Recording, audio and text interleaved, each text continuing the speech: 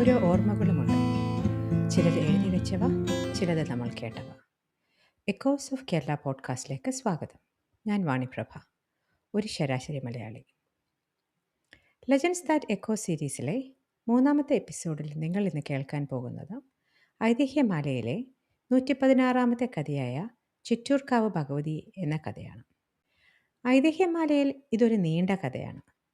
എന്നാൽ അതിൽ എല്ലാം ഒന്നും ഞാൻ വിസ്തരിക്കുന്നില്ല. മറിച്ച് ഒരു യുണീക്കായിട്ടുള്ള വിശേഷം പറയാം, ചിറ്റൂർക്കാവ് ഭഗവതിയെക്കുറിച്ച്. കേരളത്തിൽ 2-3 ചിറ്റൂർ എന്ന സ്ഥലമുണ്ട് എന്നാണ് എനിക്ക് തോന്നുന്നത്. ഞാൻ പറയാൻ പോകുന്നത് പാലക്കാടുള്ള ചിറ്റൂരിനെ കുറിച്ചാണ്.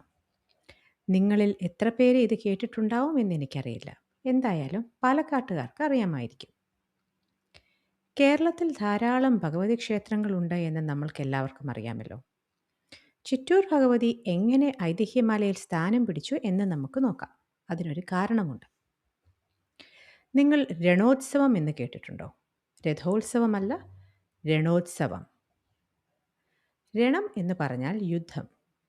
കേരളത്തിലെ ഏക രണോത്സവമാണ് ചിറ്റൂർ ഭഗവതി ക്ഷേത്രത്തിൽ നടക്കുന്നത്. ഈ വർഷം അത് മാർച്ചിലായിരുന്നു കേട്ടോ. ഒരു യുദ്ധത്തെ ആസ്പദമാക്കിയുള്ള ചരിത്രവും ഐതിഹ്യവും കൂടെ പിണഞ്ഞു കിടക്കുന്ന ഒരു കഥയാണിത്.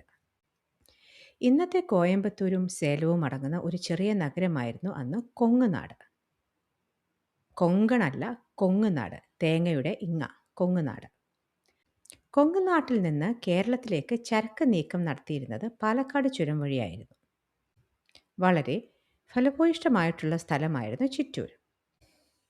അങ്ങനെ നടന്നിരുന്ന ചരക്ക് നീക്കത്തിൽ, അതായത് ബാർട്ടർ സിസ്റ്റം ചരക്ക് മാറ്റം ചെയ്യുന്നതിൽ ചിറ്റൂർ നഗരം ഒരു പ്രധാന സ്ഥലമായിരുന്നു. നിങ്ങൾ കേട്ടിട്ടുണ്ടാവുമല്ലോ ബാർട്ടർ സിസ്റ്റത്തിൽ അങ്ങോട്ടും ഇങ്ങോട്ടും ചരക്കുകൾ കൈമാറ്റം ചെയ്യുന്നു എന്നത്. നമ്മൾ സ്കൂളിൽ പഠിച്ചിട്ടില്ല ഇതൊക്കെ. സംഗതി അതുതന്നെ. ചിറ്റൂർ എന്ന നാടും വളരെ ഫലഭൂയിഷ്ടമായിരുന്നു. അപ്പോൾ അങ്ങനെ ഒരുപാട് ആളുകൾ ഈ സ്ഥലങ്ങളിൽ വന്ന് ചരക്ക് കൈമാറ്റം ചെയ്തൊക്കെ വാങ്ങാറുണ്ട്. കൊങ്ങുനാട്ടിൽ നിന്നുള്ളവരും ഇങ്ങനെ പ്രൊഡ്യൂസ് കൈമാറ്റം ചെയ്യാൻ ധാരാളമായി എത്താറുണ്ടായിരുന്നു. അങ്ങനെയിരിക്കെ ഒരു ദിവസം കൊങ്ങുനാട്ടിൽ നിന്ന് വന്ന ചിലർക്ക് കൈമാറ്റം ചെയ്യാൻ സാധനമൊന്നും ചിറ്റൂരിൽ തികയാതെ വന്നു. ചിറ്റൂർ ഒരു ബിസി മാർക്കറ്റ് ആയിരുന്നെന്ന് പറഞ്ഞല്ലോ. അവർ കൊണ്ടുവന്ന സാധനങ്ങൾ കൈമാറ്റം ചെയ്യാൻ പറ്റാതിരുന്നതിനാൽ അവർ കൊണ്ടുവന്ന സാധനങ്ങളുമായി തിരിച്ചു പോകുന്ന വഴി രാത്രിയായി. അവർ ചിറ്റൂർ പുഴയുടെ തീരത്ത് വിശ്രമിച്ചിരുന്ന സമയത്ത് പുഴയിൽ വെള്ളം പൊങ്ങി. ആ വെള്ളത്തിൽ അവരുടെ കയ്യിൽ കൈമാറ്റം ചെയ്യാനായി കൊണ്ടുവന്ന സാമഗ്രികൾ എല്ലാം ഒലിച്ചുപോയി.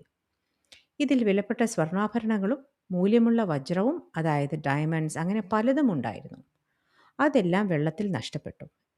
എന്നാൽ ഇത് കൊങ്ങൻ രാജാവിനോട് പറയാൻ ഇവർക്ക് പേടിയായിരുന്നു. ശിക്ഷ കിട്ടുമോ എന്ന് ഭയന്ന് ഇവർ ഒരു കള്ളം പറഞ്ഞു. ഈ വിലപ്പെട്ട സ്വർണ്ണാഭരണങ്ങളും വജ്രങ്ങളും എല്ലാം ചിറ്റൂർക്കാർ മോഷ്ടിച്ചു എന്ന് അവർ കള്ളക്കഥയുണ്ടാക്കി രാജാവിനെ ബോധിപ്പിച്ചു.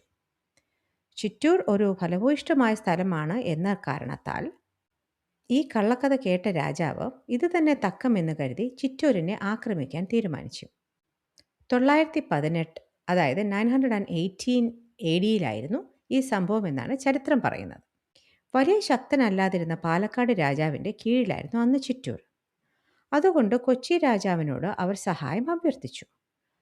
കൊങ്ങൻ്റെ പടയ്ക്ക് മുന്നിൽ ഇവർക്ക് പിടിച്ചു നിൽക്കാനായില്ല. രാജാവ് ചിറ്റൂരിനെ ആക്രമിച്ചു.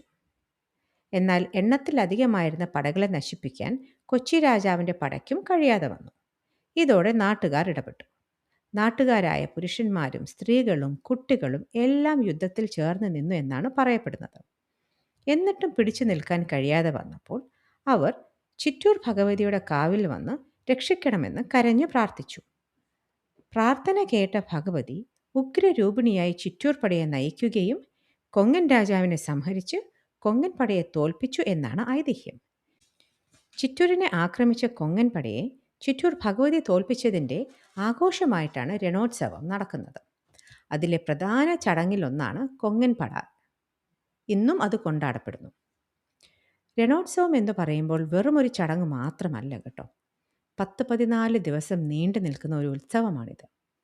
മലയാള മാസം കുംഭത്തിലാണ് ഈ ഉത്സവം കൊണ്ടാടുന്നത്. കുംഭമാസത്തിലെ അമാവാസ്യ കഴിഞ്ഞ ബുധനാഴ്ചയാണ് ചടങ്ങുകൾ തുടങ്ങുന്നത്. പിന്നെ വെള്ളിയാഴ്ച കുമ്മാട്ടി, തിങ്കളാഴ്ച കൊങ്ങൻ പട എന്നിങ്ങനെ ധാരാളം ചടങ്ങുകൾ നടക്കുന്നു. ചിലമ്പ് എന്ന ചടങ്ങോടെയാണ് ഉത്സവം തുടങ്ങുന്നത്. ഇവിടെ യുദ്ധപ്രഖ്യാപനം, കൊങ്ങൻ പടയുടെ മെസ്സഞ്ചർ വന്ന് യുദ്ധപ്രഖ്യാപനം വായിക്കുന്നത്, പടയൊരുക്കം, ഘോഷയാത്ര എല്ലാമുണ്ട്. രാത്രി 10-ന് ശേഷം കുതിരപ്പുറത്ത് കൊങ്കൺ രാജാവ് വരികയും യുദ്ധത്തിൻ്റെ ചടങ്ങുകൾ തുടങ്ങുകയും ചെയ്യും. ഇതിനെ തുടർന്ന് ജനങ്ങൾ കൂട്ടമായി ഭഗവതിയോട് യുദ്ധവിജയത്തിനായി സഹായം അഭ്യർത്ഥിക്കുകയും യുദ്ധസന്നദ്ധതയെ സൂചിപ്പിക്കാൻ കൊടിയുയർത്തലും ഭക്തജനങ്ങൾ അമ്പലത്തിൽ ഒത്തുകൂടുകയും 3 കതിനാവെടിയെ തുടർന്ന് എല്ലാവരും വെളിച്ചപ്പാടിൻ്റെ നേതൃത്വത്തിൽ പടക്കളത്തിലേക്ക് പോവുകയും യുദ്ധം ചെയ്യുന്നു, യുദ്ധം ജയിക്കുന്നു. കൊങ്കൺ പട തിരിച്ചു പോയതിനു ശേഷം പടക്കളത്തിൽ ചിലർ കിടക്കുന്നതായും അവരെ ദുഃഖിതരായ ബന്ധുക്കൾ എടുത്തുകൊണ്ട് പോകുന്നതായും എല്ലാം ഇപ്പോഴും നാട്ടുകാർ അഭിനയിക്കുന്നു. അർദ്ധരാത്രിയോടുകൂടി ആളുകൾ പടനിലത്തിൽ നിന്ന് തിരിച്ചു വരുന്നു. പിറ്റേ ദിവസം വർണ്ണശബളമായ ഘോഷയാത്ര. ഇതെല്ലാം വളരെ വിസ്തരിച്ച് മനോഹരമായി ഈ നാട്ടുകാർ അഭിനയിച്ച് കൊണ്ടാടുന്നു. ഈ വർഷം രണോത്സവവും കൊങ്കൺ പടയും എല്ലാം മാർച്ചിലായിരുന്നു എന്ന് പറഞ്ഞുവല്ലോ. നിങ്ങളൊന്ന് ഗൂഗിൾ അല്ലെങ്കിൽ യൂട്യൂബ് സെർച്ച് ചെയ്ത് നോക്കിയാൽ കാണാം എത്ര വിസ്തരിച്ചാണ് ഇതെല്ലാം കൊണ്ടാടുന്നത് എന്ന്. ഇവിടുത്തെ മറ്റൊരു പ്രത്യേകത എന്താണെന്ന് ചോദിച്ചാൽ, ചിറ്റൂരിലെ പ്രത്യേക കുടുംബങ്ങളാണ് ഈ ഉത്സവം സംഘടിപ്പിക്കുകയും അവതരിപ്പിക്കുകയും ആചാരപരമായി നേതൃത്വം നൽകുകയും ചെയ്യുന്നത്. കേരളത്തിൽ ഇങ്ങനെ അധികം ക്ഷേത്രങ്ങളില്ല. ഉത്സവത്തിലെ നിരവധി ചുമതലകൾ, അതായത് യുദ്ധാവിഷ്കരണം, ചിലമ്പ്, ഓലവായന, കോലം, യുദ്ധപ്രഖ്യാപനം മുതലായവയെല്ലാം വംശപരമ്പരയായി കൈമാറപ്പെടുന്നത്. ആചാരങ്ങൾ ക്ഷേത്രപരിധിയിൽ മാത്രം ഒതുങ്ങാതെ ബന്ധപ്പെട്ട പാരമ്പര്യ വീടുകളിൽ നിന്നാണ് നിർവഹിക്കപ്പെടുന്നത്.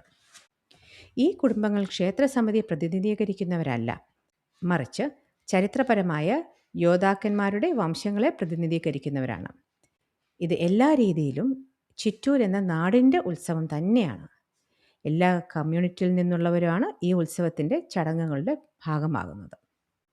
918, അതായത് 918 ആണെന്ന് പറഞ്ഞല്ലോ ഈ യുദ്ധം നടക്കുന്നത്, ഏകദേശം 1000-ലേറെ വർഷങ്ങൾക്ക് മുൻപ്. എന്നാൽ രണോത്സവം ആഘോഷിക്കാൻ തുടങ്ങിയിട്ട് ഏകദേശം 500 വർഷമേ ആയിട്ടുള്ളൂ എന്നാണ് എനിക്ക് മനസ്സിലായത്. ആരാണ്, ഏത് ഭരണാധികാരിയാണ് ഈ രണോത്സവം തുടങ്ങിയത് എന്ന് മനസ്സിലാക്കാൻ ഞാൻ ശ്രമിച്ചുവെങ്കിലും എനിക്ക് അതിൻ്റെ വിവരം കിട്ടിയില്ല. ഒരു ദേശത്തിൻ്റെ ജനത മുഴുവനും ഭഗവതിക്ക് മുന്നിൽ അണിനിരന്ന് അന്യദേശ ശക്തിക്കെതിരെ യുദ്ധം ചെയ്തതിൻ്റെ സ്മരണയ്ക്കായി നടന്നു വരുന്ന ഈ ആഘോഷം വളരെ യുണീക്കായി എനിക്ക് തോന്നി. കേരളത്തിൽ ഇങ്ങനെ ഒരു രണോത്സവവും അതും 500 വർഷത്തെ പഴക്കമുണ്ട് എന്ന സത്യമൊക്കെ എനിക്കൊരു പുതിയ അറിവായിരുന്നു. ഐതിഹ്യമാലയിൽ ഈ കഥ വളരെ നീണ്ടതാണ് എന്ന് ഞാൻ പറഞ്ഞുവല്ലോ. അതിൽ കൂടുതലും ചിറ്റൂർ ഭഗവതിയുടെ മാഹാത്മ്യത്തെക്കുറിച്ചാണ് ശ്രീ കൊട്ടാരത്തിൽ ശങ്കരന് പറഞ്ഞിരിക്കുന്നത്. അതിലോട്ടൊന്നും ഞാൻ കടക്കുന്നില്ല. എന്തായാലും ഈ ഉത്സവത്തിൻ്റെ യുണീക്നെസ് എനിക്ക് നിങ്ങളെ അറിയിക്കണമെന്നുണ്ടായിരുന്നു. നിങ്ങൾക്ക് ഈ എപ്പിസോഡ് ഇഷ്ടമായി എന്ന് കരുതുന്നു. Thank you.